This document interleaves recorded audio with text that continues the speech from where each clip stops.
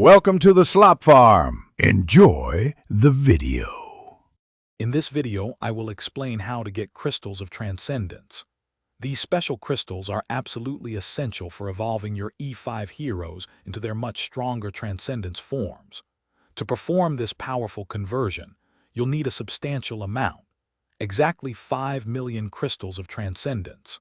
Acquiring these heroes opens up exciting new game modes and provides a massive boost to your overall team power, making them a key goal for any serious player.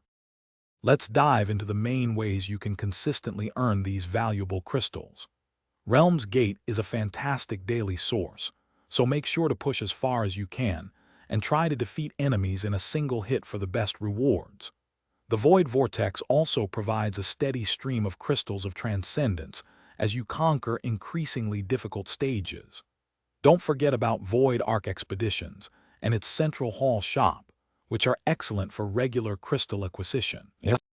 Beyond the core modes, there are several other great opportunities to boost your crystal count. Cores of Transcendence, which you can acquire through various in-game events, typically grant about 8,000 crystals each time you use them.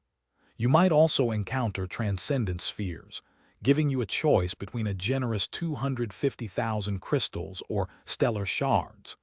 Keep an eye out for special events and the Celestial Island shop, as they often feature discounted crystal bundles. To truly maximize your crystal farming, remember a few strategic tips. Generally, it's often more beneficial to choose stellar shards over Crystals of Transcendence when presented with a choice from spheres, as stellar shards are vital for overall hero power. Make sure to complete your glory challenges, as these offer significant one-time crystal rewards. Most importantly, consistent daily engagement and continuously pushing to clear higher difficulty content are key to steady, long-term crystal accumulation. Thanks for watching. Consider subscribing if we helped you today.